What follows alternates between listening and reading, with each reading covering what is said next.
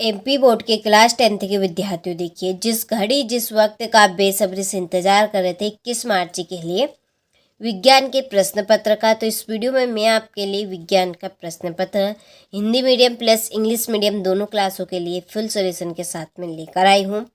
तो देखिए आप इस वीडियो में जितने भी क्वेश्चन देखेंगे सारे इम्पोर्टेंट रहने वाले हैं 21 मार्च के लिए। तो चलिए वीडियो को शुरू करते हैं और सारे ही प्रश्नों को फुल सॉल्यूशन के साथ में कंप्लीट कर लेते हैं 21 मार्च के लिए, ठीक है। तो देखिए पहला क्वेश्चन है कि लोहा चूर्ण पर तनो हाइड्रोक्लोरिक अम्ल डालने से क्या होता है। तो इसका आंसर है आपका हाइड्रोजन गैस एवं आयन क्लोराइड बनता है, ठीक है। ये रॉन्ग हो गया है, इसका आपका राइट रहेगा। दूसरा है फेफड़े स्थित होते हैं, तो फेफड़े आपके वक्ष गुहा में स्थित होते हैं। तीसरा है दो न्यूरॉन के बीच संधि कहलाती है, तो दो न्यूरॉन के बीच की संधि आपकी सिनेप्स कहलाती है। चौथा विभवांतर मापन यंत्र है, तो विभवांतर मापन यंत्र है आपका वोल्टमीटर। पांचवा है घरेलू विद्युत परिपथ में सभी उपकरण संयोजित होते हैं, तो इसका आंसर है समांतर क्रम में। छठा है परितंत्र में मानव है, तो परितंत्र में मानव है सर्वाहारी, ठीक है। इसके बाद में choose correct option and right English medium वालों के लिए, तो यहाँ पर आपका पहले का ए राइट रहेगा, गलती से बी हो गया है यहाँ पे, ठीक है। चलिए तो यहाँ से आप स्क्रीनशॉट ले लीजिए और सारे प्रश्नों को अच्छे से कंप्लीट करें। यहाँ से आप बाकी के प्रश्नों का लें। फिर क्वेश्चन नंबर 2 में रिक्त स्थानों की पूर्ति कीजिए।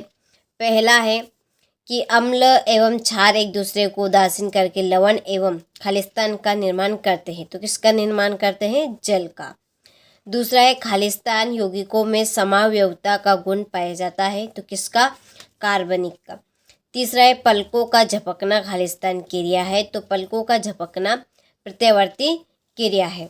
चौथा है खालिस्तान दर्पण की फोकस दूरी अनंत होती है, तो किस दर्पण की फोकस दूरी अनंत होती है, तो समतल दर्पण की फोकस दूरी अनंत होती है। और यहाँ पर कुछ लाइन मैंने स्टार बनाकर लिखी है कि अवतल दर्पण की फोकस दूरी ऋणात्मक होती है और उत्तल दर्पण की धनात्मक होती है, ठीक है।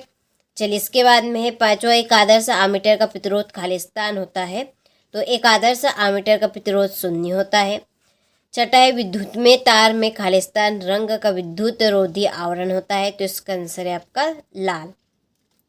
और यहाँ पर इससे रिलेटिव कुछ और भी बातें मैंने स्टार बनाकर लिखी है। उदासीन तार आपका काले रंग का होगा और भू जो तार होता है यानी कि भूमि के संपर्क में जो तार रहता है वो आपका हरे रंग का होता है, ठीक है।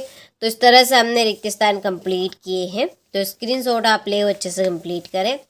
ये आपके इंग्लिश मीडियम वालों के लिए, तो आप यहाँ से स्क्रीनशॉट ले और कंप्लीट करके जरूर जाइएगा 21 मार्च के लिए। चलिए क्वेश्चन नंबर 3 में है सत्यासत्य लिखिए। पहला है कि हाइड्रा में अलैंगिक प्रजनन होता है, बिल्कुल सत्य है। दूसरा है मानव में शिशु के लिंग का निर्धारण 23वें जोड़े द्वारा होता है, तो ये आपका सत्य है। दूसरा है घर के सभी उपकरण श्रेणी क्रम में लगे होते हैं, असत्य। चौथा है किसी परिनलिका के भीतर एक समान चुंबकीय क्षेत्र होता है, सत्य है। पांचवा है हल्दी एक प्राकृतिक सूचक होती है, सत्य। और छठा है सभी हरे पौधे एक नील हरित शैवाल उपभोक्ता कहलाते हैं, तो ये आपका असत्य है, ठीक है। चलिए इसके बाद में ये आपके इंग्लिश मीडियम वालों के लिए रहे यहाँ पर, ठीक है। चलिए हो गया। फिर है सही जोड़ी, तो यहाँ पर मैंने नंबर डाल दी है। चलिए हम एक बार इनको कंप्लीट कर लेते हैं। तो पहली है मिश्र धातु, तो देखिए मिश्र धातु रहेगी आपकी कांसा। दूसरी मछली की जोड़ी रहेगी आपकी गलफड़ों द्वारा श्वसन। ऑक्सिन की जोड़ी है पौधों में वृद्धि। टिंडल प्रभाव की जोड़ी है प्रकीर्णन। ओजोन परत है पराबैंगनी किरण। मेथेन की जोड़ी है आपकी CH4, ठीक है। चलिए इसके बाद में ये आपके इंग्लिश मीडियम वालों के लिए रहे। क्वेश्चन नंबर 5 में एक वाक्य में उत्तर दीजिए। पहला है कि लोहे पर जंग लगना किस प्रकार की अभिक्रिया है, तो लोहे पर जंग लगना आपकी संक्षारण प्रकार की अभिक्रिया है। दूसरा है शुद्ध जल का pH मान क्या है, तो शुद्ध जल का pH मान 7 है। तीसरा है पारे की मिश्र धातु क्या कहलाती है? तो पारे की जो मिश्र धातु है वो आपकी अमलगम कहलाती है।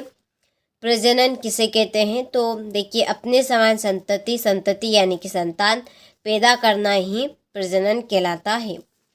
पांचवा, पुरुषों में लिंग गुणसूत्र का नाम लिखिए। तो पुरुषों में लिंग गुणसूत्र रहेगा आपका XY। और छठा है मानव नेत्र का सामान्य दूरी बिंदु कितनी दूर स्थित होता है? तो इसका आंसर है आपका अनंत पे। ठीक है, चलिए तो यहाँ से आप एक वाक्य के उत्तर का स्क्रीनशॉट लें। इसके बाद आप इंग्लिश मीडियम वाले यहाँ से लें। चलिए थोड़ा सा जूम कर देती हूँ, आपको कठिनाई आएगी इनको कंप्लीट करने में। हो गया आप, चलिए बढ़े आगे। तो देखिए यहाँ से आपके 2 नंबर वाले प्रश्न शुरू होते हैं कि एथेनोइक अम्ल की इलेक्ट्रॉन संरचना बनाइए। पाचक एंजाइमों के क्या कार्य है? हाइड्रा में आलैंगिक जनन की मुकुलन प्रक्रिया का चरणवार आरेख बनाइए। फिर प्लेसेंटा के कार्य लिखिए। मेंडल का पृथक्करण का नियम समझाइए। थर्मिट अभिक्रिया किसे कहते हैं? ठीक है, चलिए इसके बाद में रही बात 12वें प्रश्न की। तो एक गोली दर्पण की वक्रता त्रिज्या 20 सेंटीमीटर है, इसकी फोकस दूरी क्या होगी?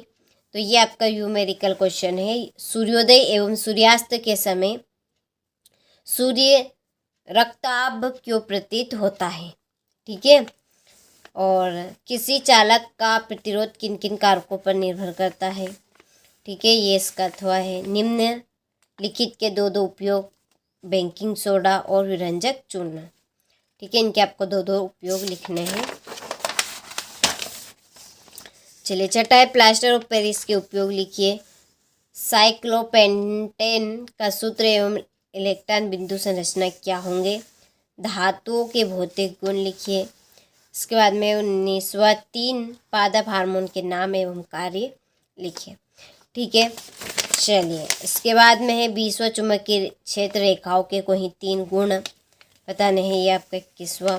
22वां मानव के पाचन तंत्र आहार नाल का नामांकित चित्र बनाना है। और ये आपका आखिरी लास्ट प्रश्न 23वां।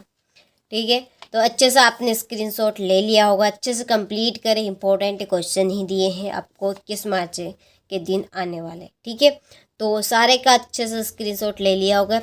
पूरे प्रश्न पत्र की फुल सॉल्यूशन की PDF के लिए डिस्क्रिप्शन में नंबर है, आप उन नंबर पर कॉल कर सकते हैं।